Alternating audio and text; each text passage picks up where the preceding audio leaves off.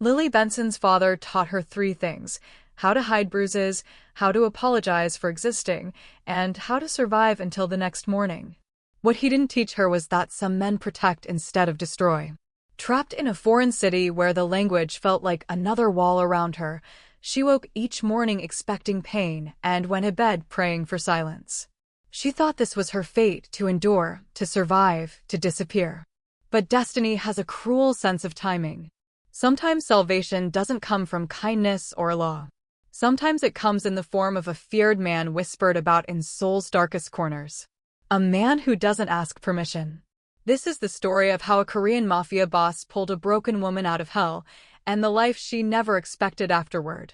Before we begin, if you love dark romance and Korean mafia stories, hit subscribe, like this video, and comment where you're watching from. Now, let's begin. The rain in Seoul's Itaewon district didn't just fall. It attacked the narrow alleys like fists against flesh, turning neon signs into bleeding wounds of red and blue across slick pavement. Inside a cramped one-room apartment above a closed convenience store, the kind of place where screams got swallowed by traffic noise and K-pop bleeding through thin walls, Lily knew exactly what was coming. She always knew. Her father's breathing had changed an hour ago, from the steady rhythm of drunken sleep to that dangerous, shallow pattern that meant he was awake and remembering how much he hated his life. How much he hated her for witnessing his failure. How a man who'd come to Korea chasing opportunity had ended up chasing nothing but the bottom of soju bottles and the fleeting mercy of loan sharks who'd stopped being merciful months ago. It hadn't always been this way, though Lily could barely remember when things were different. There had been a time years ago, before her mother died, before Seoul became a prison instead of a promise, when her father's hands had been gentle. When they'd held her steady while she learned to ride a bike in their old neighborhood back in Atlanta. Now those same hands only knew how to grip, to hurt, to remind her that she was nothing. Tonight, she'd been late. 20 minutes. The subway had stalled between stations, and her manager at the cafe had kept her past closing to restock the pastry display. 20 minutes that might as well have been 20 years, because her father didn't care about reasons. He only cared that the dinner she was supposed to cook wasn't ready. That the bills she was supposed to help pay with her pathetic barista wages were still sitting unpaid on the counter. That she existed to disappoint him. The first slap had come before she'd even taken off her rain-soaked jacket. The second had knocked her into the wall hard enough that her vision sparked white. By the third, she'd stopped counting. Stopped feeling. Her mind had learned this trick months ago, how to float somewhere above the pain, watching her own body absorb punishment like it belonged to someone else. "You think I wanted this?" Her father's voice cracked with the particular venom that only came after his fourth bottle. "You think I wanted to raise an ungrateful brat in a country that looks at me like I'm garbage?" Lily didn't answer. Answering only made it worse. His hand fisted in her curls, dragging her toward the door. She knew this part too. When the apartment felt too small for his rage, he took it outside. Where the rain could wash away the evidence. Where souls in different crowds would pass by without seeing, without caring, without stopping. The alley behind the building swallowed them whole. Rain hammered down in sheets, turning the narrow passage into a river of neon-stained runoff. Lily's bare feet slipped on the slick pavement as her father shoved her against the brick wall. The impact drove the air from her lungs. Somewhere above, a window slammed shut. Someone choosing not to witness. Someone choosing safety over involvement. She understood. She would have chosen the same. "This is how I die," Lily thought with strange clarity as her father's hand closed around her throat. Not all at once. Not tonight.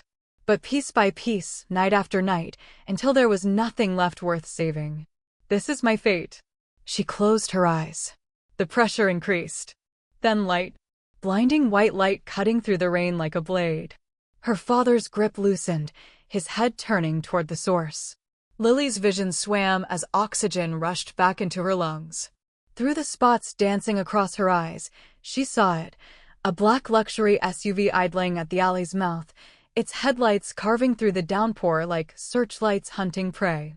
The engine purred. Expensive. Predatory. The driver's door opened.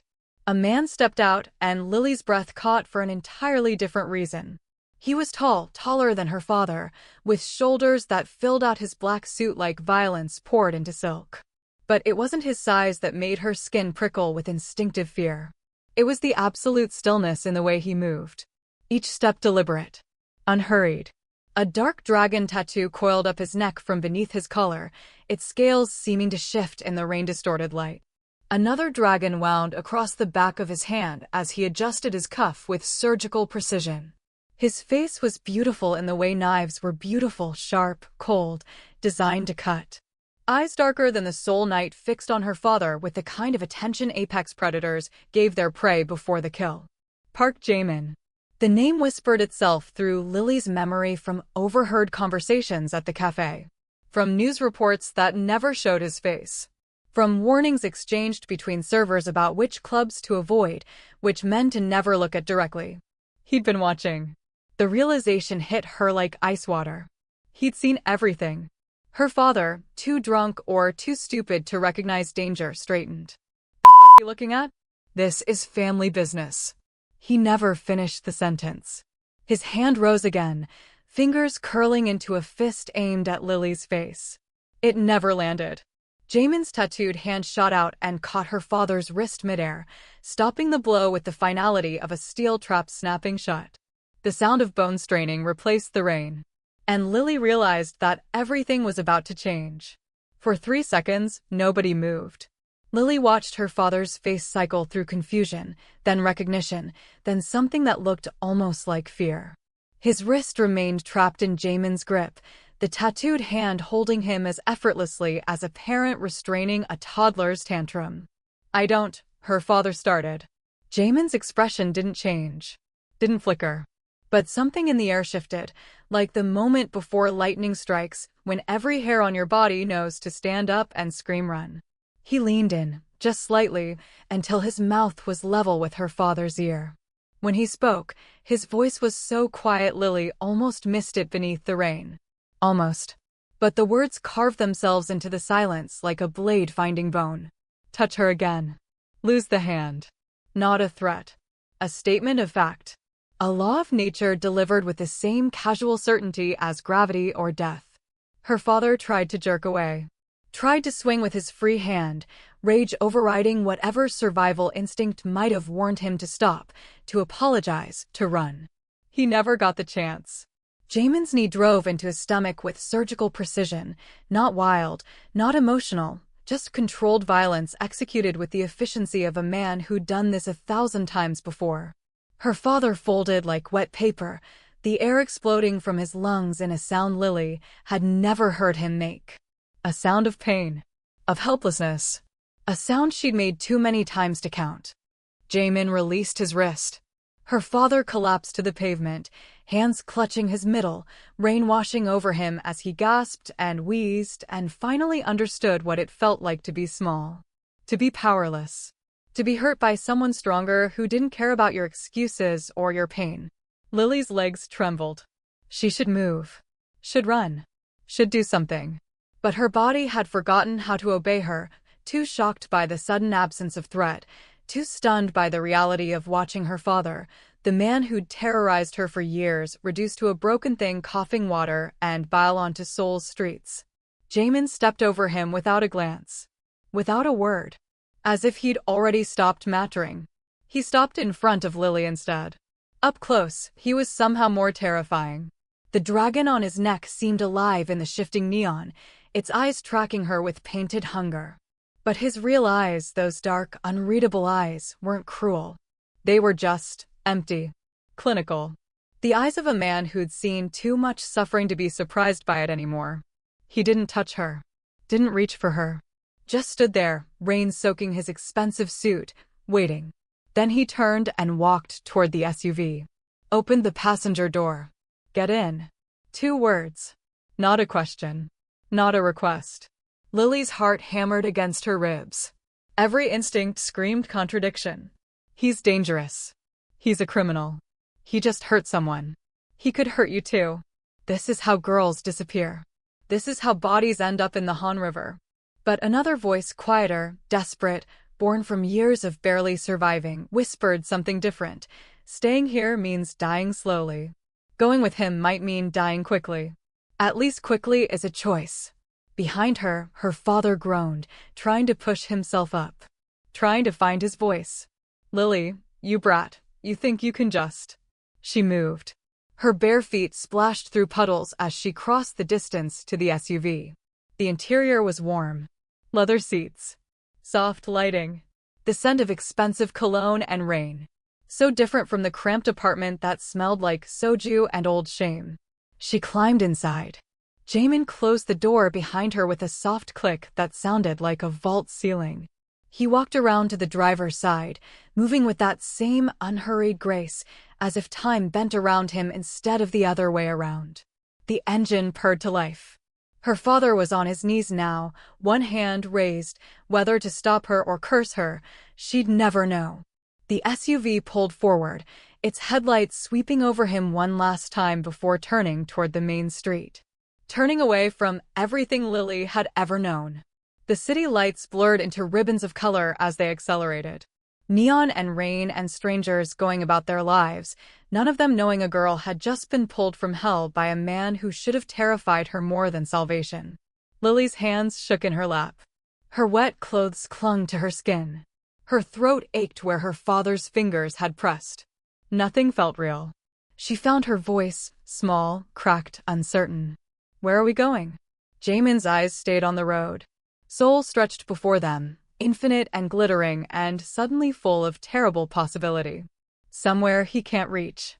The words should have frightened her. Instead, for the first time in years, Lily felt something she'd forgotten existed. Hope. The drive lasted 20 minutes, but it felt like crossing into another world. They left behind the cramped chaos of Itaewon, the narrow alleys and flickering convenience stores and buildings stacked like broken teeth, and climbed into the hills where Seoul's wealthy hid behind walls and security gates. Where the city lights became distant constellations instead of suffocating neon. Where silence cost money. The SUV turned down a private road lined with cherry trees, their branches black and skeletal in the rain. At the end sat a house that didn't look like a house. More like a fortress dressed in modern architecture, all clean lines and dark stone, and windows that reflected nothing back.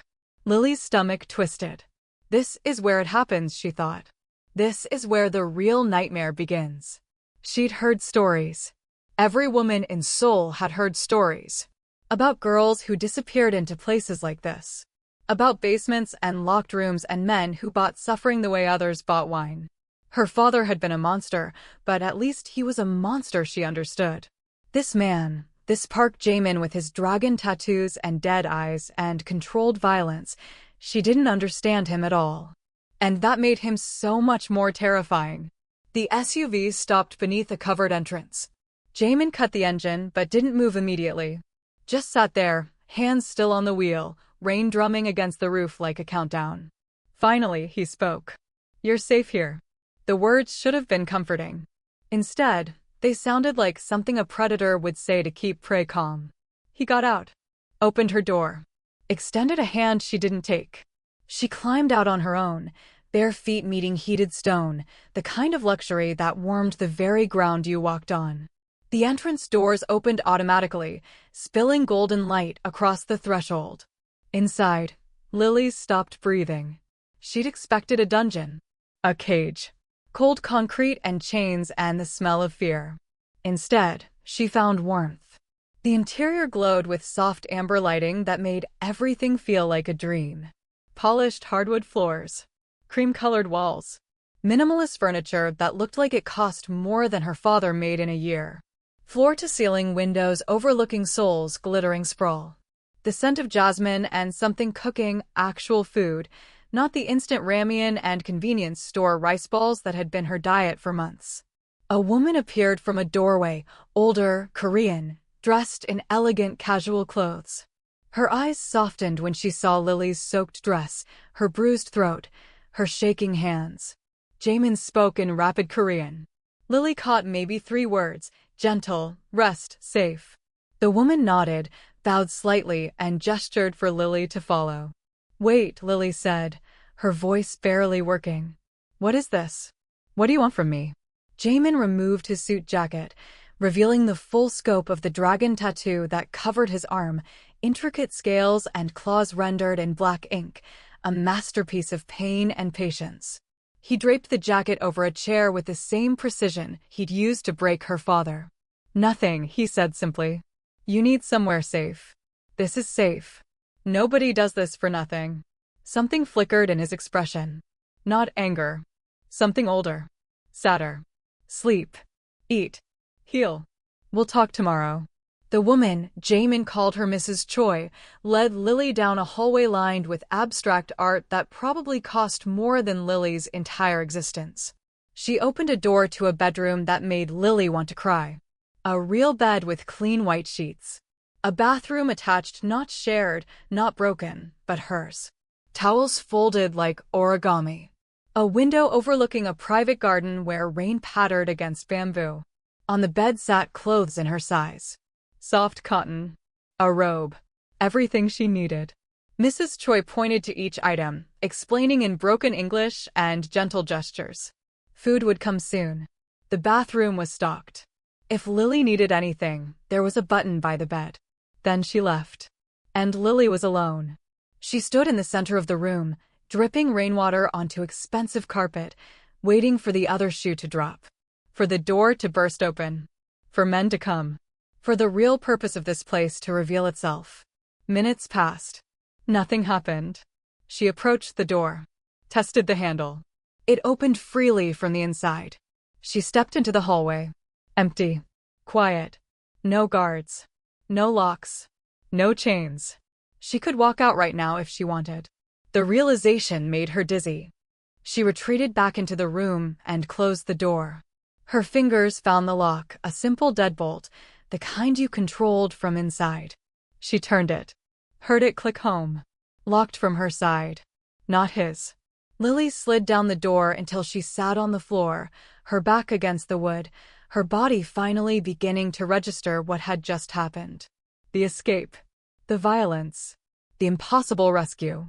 This room that felt like a lie because nothing this safe existed for girls like her. She stayed there all night, knees pulled to her chest, watching the door handle for movement that never came. Waiting for betrayal. Waiting for the truth. Waiting to wake up back in that alley where she belonged. But morning came instead, soft and golden through the window. And the door stayed locked from her side only. The first 3 days passed like a fever dream Lily kept expecting to end. She woke each morning to sunlight instead of shouting. To silence instead of shattering bottles. To the distant sound of wind chimes in the garden instead of her father's footsteps approaching her door with that particular heaviness that meant his hands were already curling into fists. Mrs. Choi brought breakfast on lacquered trays, actual breakfast, not stale convenience store bread. Rice, soup, banchan arranged like art. Tea that tasted like flowers. Food Lily had only seen through restaurant windows, never imagining it was meant for people like her. She ate slowly at first, half convinced it was poisoned or came with conditions she'd learn about later. But nothing happened. No demands. No prices. Just food, and then Mrs. Choi's gentle smile as she cleared the dishes away. The bathroom became Lily's temple. She spent an hour that first morning just standing under hot water, watching dirt and fear and years of survival wash down the drain. The bruises on her arms turned from purple to yellow to green, marking time in a language her body knew better than any clock. She'd forgotten what it felt like to be clean. To smell like lavender instead of kitchen grease and fierce wet. At night, she slept in sheets that didn't smell like mold. Under blankets heavy enough to feel like safety instead of suffocation. And for the first time in months, maybe years, she slept without dreaming of fists. But the house itself remained a mystery wrapped in luxury and danger. She saw Jamin only in fragments. Through doorways. Across the garden. Always moving with that same controlled stillness, like violence held in check by sheer willpower. She watched him from her window one morning as he practiced forms in the courtyard, some martial art she didn't recognize, each movement flowing into the next with lethal grace. The dragon on his arm seemed to breathe as muscles shifted beneath skin. She saw his other life too, whether she wanted to or not. Men came to the house.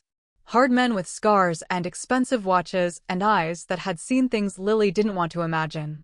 They spoke in low voices in Jamin's office, a room she'd been told without words was off limits. She couldn't understand the Korean, but she understood tone.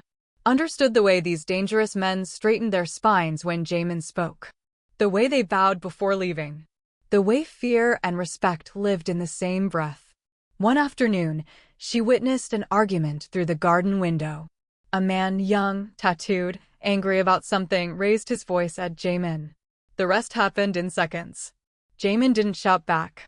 Didn't move except to step forward once, lean in close, and speak a single sentence. The young man's face drained of color. He dropped to his knees on the gravel, head bowed, hands trembling. Jamin walked away as if nothing had happened. Later that same day, he brought Lily tea.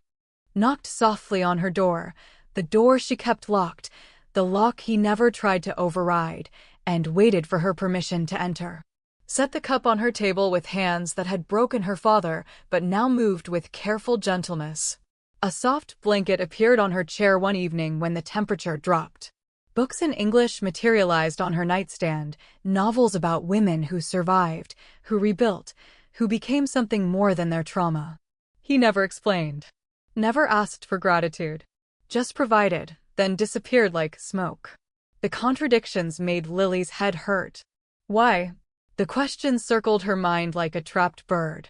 Why would a man like this, a criminal, a killer, someone the city fears, save a stranger? What does he want? What's the price I haven't been told about yet? She remembered her father's hands. How they'd been gentle once, too, before alcohol and resentment turned them into weapons. How kindness had been a mask for something rotten underneath. But Jamin's gentleness felt different. Not performative. Not designed to manipulate. Just present. Like breathing. Like it cost him nothing to be careful with broken things. A week passed. Then another.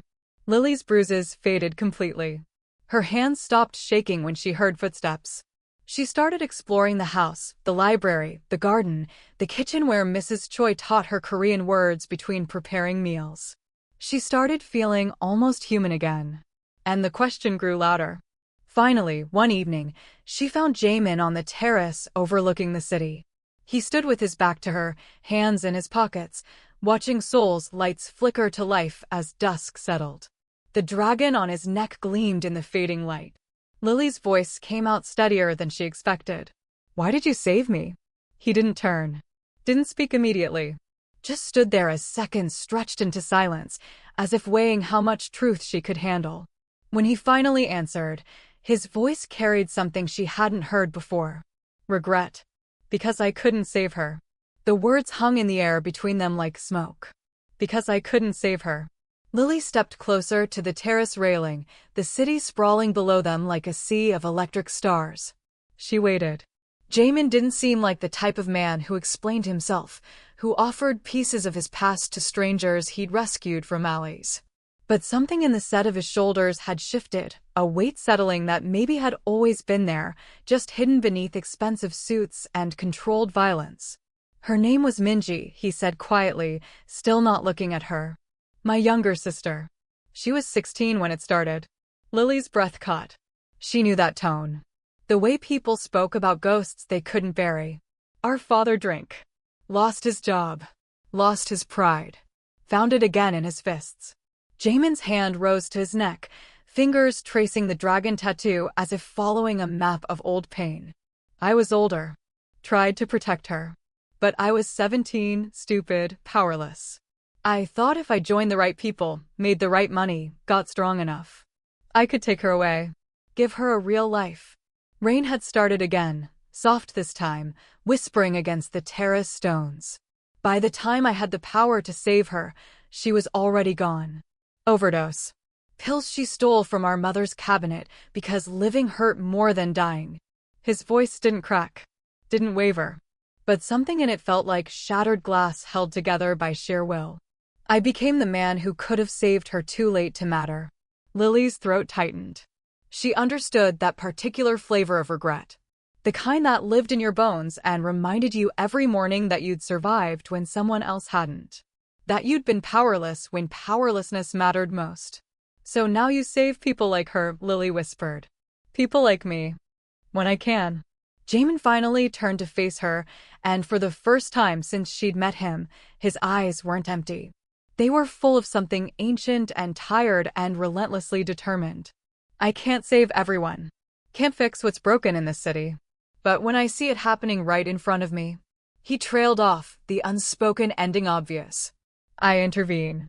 They stood in silence, two survivors of different wars finding unexpected common ground in the space between what was and what could have been. Thank you, Lily said, the words feeling inadequate and necessary all at once. For stopping him. For bringing me here. Don't thank me yet. Jamin's expression hardened back into that familiar blankness. Business returning. Reality reasserting itself. Your father will look for you. Men like him always do. They can't stand losing control of what they think they own. Lily's newfound peace evaporated. She'd been so focused on the present, on safety and clean sheets and food that didn't taste like ash, that she'd forgotten the world outside these walls still existed. Still had teeth. He might go to the police, Jamin continued, each word delivered with surgical precision. Claim I kidnapped you. That you're being held against your will. It won't stick. I have people who handle these things, but it will be complicated. Uncomfortable. I could tell them the truth, Lily offered, though even as she said it, she knew how that story would sound. A foreign girl living with a known criminal. A father covered in bruises claiming abuse. Which narrative would the police believe? You could, Jamin agreed. Or you could disappear. New identity. New city. I can arrange it within 48 hours. The offer should have sounded like freedom. Instead, it sounded like running. Like spending the rest of her life looking over her shoulder, wondering if her father's shadow would find her in Busan or Jeju or wherever she ended up next. Lily looked back through the glass doors at the house. At the room where she'd slept without flinching. At the life she'd lived for 2 weeks that had taught her body a revolutionary concept, peace. She thought about her father's apartment. The broken glass. The smell of soju and violence. The way Seoul had watched her suffer and done nothing. She thought about the dragon-tattooed hand catching her father's wrist midair. About a man who didn't ask permission to do what was right. I don't want to run, she said, surprised by the steadiness in her own voice. And I don't want to go back. Jamin studied her face like he was reading a contract, searching for doubt or hesitation or the kind of weakness that got people killed in his world. Whatever he found must have satisfied him, because he nodded once, sharp, final, decided. Then you stay until you choose otherwise. Not you can stay. Not I'll let you stay. You stay. An offer that sounded like a promise. A door that locked from the inside. A choice that was finally, impossibly, completely hers. Lily exhaled breath she didn't know she'd been holding. Maybe hope wasn't such a dangerous thing after all. 3 days after their conversation on the terrace, the past came knocking with a warrant. Lily was in the library, struggling through a Korean children's book Mrs. Choi had given her, when she heard the commotion at the front gate. Voices, official, authoritative, demanding entry. Her stomach dropped before her brain even processed the words. She knew that particular tone. The police. Through the window, she watched 2 officers standing outside the security gate, one speaking into the intercom while the other scanned the property with the practiced eye of someone cataloging details for a report. A patrol car idled behind them, lights off but present. Official. Jamin appeared in the doorway, his expression unreadable but something sharp glinting in his eyes. Not fear. Never fear. Something more like irritation, mixed with calculation. Stay here, he said quietly. Don't come out unless I call you. He was gone before she could ask questions. Lily pressed herself against the window frame, heart hammering as she watched Jamin approach the gate. He moved without hurry, hands visible, posture relaxed. The officers straightened anyway, responding to some instinct that recognized danger even when it wore expensive casual clothes. She couldn't hear the conversation, but she could read the shape of it. The officers showing documents. Jamin examining them with the same careful attention he gave everything. Questions asked. Answers given in that calm, measured way that revealed nothing. One officer gesturing toward the house. Jamin shaking his head, then pulling out his phone, making a call. Within 10 minutes, a black sedan arrived carrying a man in a pristine suit, a lawyer, Lily guessed from the briefcase. More conversation. Documents exchanged. The officers looking increasingly uncomfortable, like they'd bitten into something that tasted wrong. Finally, they left. Jamin returned to the house 20 minutes later, his lawyer in tow. They disappeared into the office. Lily counted the seconds, her newfound peace crumbling with each passing moment. When Jamin finally came to find her, his face was carved from stone. "Your father filed a missing persons report," he said without preamble. "Claims I abducted you from the street. That you're being held here against your will." Lily's hands clenched into fists. Of course he did. Of course he couldn't just let her go. She was his property, his punching bag, his proof that he still controlled something in his pathetic life. "What happens now? The police will want to interview you. Verify your status." Jamin's eyes held hers. "You'll tell them the truth, that you're here voluntarily. That you're an adult making your own choices. My lawyer will be present." It's handled. It should have been reassuring. But something in Jamin's tone suggested complications beneath the surface. "What aren't you telling me?" A slight pause. Then, "Your father isn't the only problem." The information came from one of Jamin's men that evening, a thin, nervous guy with a scar across his cheek who spoke in rapid Korean that Jamin translated in clipped sentences. Word had spread. In Seoul's underworld, information moved faster than blood through water. Park Jamin, the untouchable enforcer who'd built his reputation on ruthless efficiency and zero emotional attachments, had taken in a foreign woman. Was protecting her.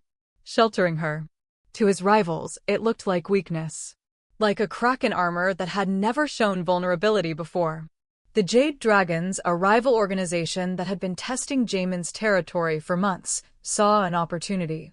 If they could get to Lily, they could get to him. Leverage. Pressure. The kind of emotional weakness that got men in their world killed. Lily listened to the translation with growing horror. "I should leave. Go somewhere else. I'm putting you in danger." "No." Jamin's voice cut through her panic like steel through silk. "You leave, they win. They learn that threatening people I protect works. That I can be moved by fear." His eyes went dark, cold, the dragon waking up. "I don't teach that lesson. But this isn't about you anymore, Lily. This is about territory. Respect. Power." He stood, already shifting into someone else. Someone harder. The man who'd broken her father without breaking a sweat. "They're coming. Probably tonight. Probably with enough men to make it look legitimate." Mrs. Choi appeared with a phone, speaking urgently. Jamin listened, nodded, then issued instructions in Korean that sent her scurrying. Around the house, things began moving. Men arrived, the same hard-faced men Lily had seen coming and going for business.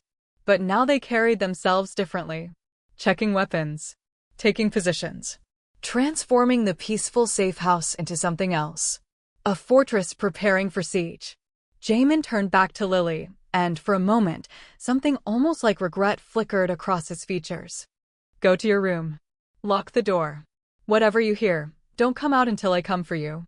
He paused. "I'm sorry you have to see this part." "Don't apologize for protecting me," Lily said, surprised by her own conviction. "Not after everything." Something shifted in his expression. Not quite a smile, but close. He left to prepare for war. And Lily realized that safety, real safety, sometimes required violence to defend it. They came at dusk, when the sky bled purple and gold over Seoul's skyline. Not the rival gang, not yet. The police arrived first, 2 patrol cars and an unmarked sedan carrying a detective whose tired eyes had seen too many domestic situations that never ended well. And behind them, climbing out of a taxi like a vindictive ghost, came her father. Lily watched from her window as Mr. Benson straightened his shirt, probably the cleanest thing he'd worn in months, and adopted the posture of a concerned parent. The performance made her stomach turn. She knew that mask. Had seen him wear it for landlords, for bill collectors, for anyone who might judge him for what he really was. Jamin's lawyer was already at the gate, documents ready, expression professionally neutral. But it was Jamin himself who commanded attention, standing perfectly still, hands loose at his sides, radiating the kind of quiet authority that made the officers instinctively maintain distance. Her father's voice carried across the courtyard, shrill with manufactured panic. "That's him. That's the man who took my daughter. She's in there, probably scared, probably hurt." The detective raised a hand, cutting him off. "More conversation." Legal words Lily couldn't hear but could imagine. "We need to speak with her. Verify her status." "Standard procedure." Jamin nodded once, gestured toward the house. This was it. The moment Lily had been dreading and preparing for in equal measure. She could hide. Stay in her room. Let Jamin's lawyers and money and connections handle everything like he'd promised they could. It would be easier. Safer. But easy and safe were luxuries for people who hadn't spent years being crushed under someone else's narrative. Lily unlocked her door and walked downstairs. Every head turned when she appeared in the entrance hall. The detective's eyes swept over her, cataloging her clean clothes, her healthy appearance, looking for signs of captivity or coercion. Her father's face contorted with something between relief and rage, his mouth already opening to spin whatever lies he'd prepared. She didn't give him the chance. "I'm Lily Benson," she said, her voice steadier than her heartbeat. "I'm 24 years old. I'm here voluntarily. And that man," she pointed directly at her father, "is the reason I needed saving in the first place." Her father's mask cracked. "Lily, sweetheart, you don't have to lie for him. Whatever he's threatened you with. The only person who ever threatened me was you." The words came out sharp, clean, like lancing a wound that had festered too long. Every night for 2 years. Fists and bottles and apologies that meant nothing. "You want to know why I'm here?" "Because Mr. Park stopped you from killing me in an alley while Seoul watched and did nothing." The detective's expression shifted. Professional distance giving way to recognition, the look of someone who'd heard this story before in 100 variations. "Ms. Benson, we'll need to take your statement." "She's lying." Her father lunged forward. 2 officers moved to restrain him, but rage had already overridden whatever self-preservation he had left. "You ungrateful brat. After everything I sacrificed. You sacrificed nothing but my safety for your addiction." Lily's voice didn't rise. Didn't need to. The truth had its own weight. "Arrest him or don't. But I'm not going anywhere with him. Ever." The detective looked between them, then at Jamin, whose expression remained carved from stone. Some silent calculation happened behind the detective's eyes, weighing jurisdictions and complications, and the reality that a grown woman choosing safety wasn't a crime. "Mr. Benson, you're going to need to come with us. We have some questions about assault allegations." Her father's scream of protest was cut short by handcuffs clicking shut. Lily watched them load him into the patrol car, watched him pound against the window, still shouting accusations she could no longer hear. Watched the past finally being dragged away in the back of a police car where it belonged. She was still watching when the first gunshot shattered the evening quiet. If you're still watching, you're a real one. Subscribe now, because what comes next changes everything. Everything happened in seconds. The black SUVs appeared from nowhere, 3 of them, blocking the road beyond the gate. Men poured out, faces covered, weapons visible. The Jade Dragons making their move while police were still present, probably thinking the authorities would provide cover or confusion. They thought wrong. Jamin moved before Lily could process the threat. One command in Korean sent his men into action, efficient, practiced, no wasted motion. The lawyer yanked Lily back into the house as gunfire erupted outside. Not wild. Not chaotic. Controlled bursts that spoke of training and discipline. Through the window, Lily watched Jamin dismantle the ambush with surgical precision. He didn't use a gun, didn't need to. 2 attackers went down from his hands alone before they even cleared the gate. His men handled the rest with the kind of coordinated violence that turned a fight into a statement. The police, caught in the middle, called for backup but mostly stayed behind their vehicles, wisely recognizing this wasn't their jurisdiction anymore. It was over in 4 minutes. The Jade Dragons retreated, dragging their wounded, the message received. Touching what belongs to Park Jamin costs more than you can afford. Silence settled like snow. Jamin stood in the courtyard, not even breathing hard, his suit torn at the shoulder, but otherwise intact. Blood on his knuckles, not his. The dragon tattoo on his neck seemed to glow in the security lights. His eyes found Lily through the window.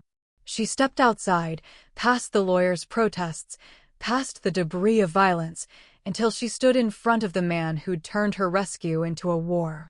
"Are you hurt?" he asked quietly. She shook her head. "Are you?" "No." Around them, police radios crackled. Sirens approached. His men efficiently disappeared evidence and weapons with practiced ease. The machinery of Jamin's world doing what it did best, protecting its own. Lily looked at her father in the patrol car, then at the retreating SUVs, then back at Jamin. 2 threats. Both handled. Both gone. She was still standing. Still free. For the first time in her entire life, truly, impossibly, completely free. 6 weeks later, Lily stood at the window of her own apartment and watched Seoul wake up. Not the safe house, though Jamin had offered to let her stay as long as she wanted. Her own place. A studio in Hongdae with walls she'd chosen, furniture she'd picked out, rent she paid with money she earned. Small. Modest. Hers. The morning light caught on the potted plants lining her windowsill, succulents Mrs. Choi had helped her choose, claiming they were hard to kill and good for beginners. They were thriving. So was she. Her phone buzzed. A reminder, Korean language class in 2 hours. She'd been attending 3 times a week at a community center near the university, slowly transforming the city's sounds from threatening noise into comprehensible language. Yesterday, she'd ordered coffee entirely in Korean without stumbling. The barista had smiled, impressed. She'd started working there too, not out of necessity, but choice. A small cafe in Yeonam-dong run by an older woman who'd asked no questions about Lily's past and cared only that she showed up on time and made customers feel welcome. The pay was modest. The work was simple. It felt like peace. Her father was gone. Not dead, though some part of her had expected that outcome. Just gone. Deported after the assault charges, an immigration violation discovered during the investigation. Back to Atlanta where he could drink himself to death without her having to watch. She'd felt nothing when the detective called to inform her. Not relief. Not grief. Just nothing. Like closing a book she'd never wanted to read in the first place. The Jade Dragons had tested Jamin's defenses twice more in the weeks following the ambush. Both times ended badly for them. Word spread. Boundaries reestablished. The city's underworld learned what Lily had already known. Park Jamin protected what was his with absolute, uncompromising violence. She saw him less now. Brief visits, usually with Mrs. Choi. Checking in without hovering. Respecting distance while remaining present. A guardian who understood that healing required space to breathe. This morning, he'd texted asking to meet at the safe house. The message had been characteristically brief. Need to talk. Nothing bad. She arrived to find him on the terrace, where they'd first had their real conversation. Same view. Same soul sprawling below like a galaxy of second chances. But everything else had changed. Jamin looked different in morning light, less dangerous, more human. The dragon on his neck was just ink. His eyes just tired. "Your Korean is improving," he said as she joined him at the railing. "Mrs. Choi is a relentless teacher. She likes you. Says you have a good heart." They stood in comfortable silence, watching the city move through its routines. Lily had learned that Jamin communicated as much through silence as through words. That stillness was its own language. "I wanted you to know," he said finally, "that you can leave anytime. Korea. The city. All of it. I have contacts in other countries. Australia. Canada. Places where you could start completely fresh. No past. No connections. Just new." The offer hung between them like a door opening. Lily considered it. Really considered it. What it would mean to disappear completely. To become someone with no history, no scars, no memories of rain-soaked alleys and fists in the dark.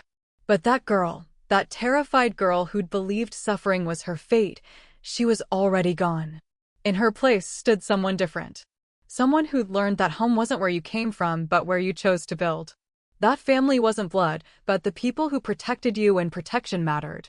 That Seoul, this impossible, indifferent, beautiful city, had witnessed her destruction and her rebirth in equal measure. I'm staying, Lily said.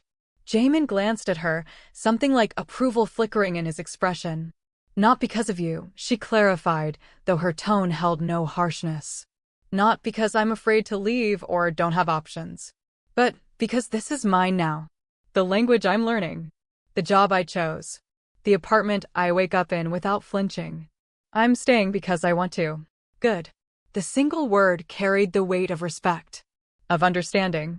He reached into his jacket and produced an envelope. Your visa. Legal status. Work permit. All handled through proper channels. You're documented. Protected. Official. Lily took it, her fingers tracing the embossed seal. Proof that she existed in Seoul's eyes as more than just a victim or a foreigner or someone's daughter. Just Lily Benson. Resident. Citizen of her own life. Thank you, she said. For everything. Jamin shook his head slightly. You saved yourself. I just opened the door. Maybe that was true. Maybe both things could be true at once. She stayed a while longer, talking about nothing important. Mrs. Choi brought tea. The morning grew warmer. Eventually, Lily left to get to her language class, to her job, to her life. As she walked through Hongdae's crowded streets, she passed the same faces she'd seen for weeks, the grandmother who sold hotteok from a cart, the student who always studied at the bus stop, the businessman who bought the same coffee every morning. Seoul's rhythm. Seoul's heartbeat. Her heartbeat now too. Above, clouds gathered gray and heavy with the promise of rain. Lily didn't rush to find shelter. Didn't flinch. Didn't brace for impact. The rain still fell on Seoul. But now it washed her clean, not broke her. If this story moved you, please hit that like button. It helps the YouTube algorithm show this story to more people. Make sure to subscribe and turn on the notification bell so you don't miss our next dramatic stories.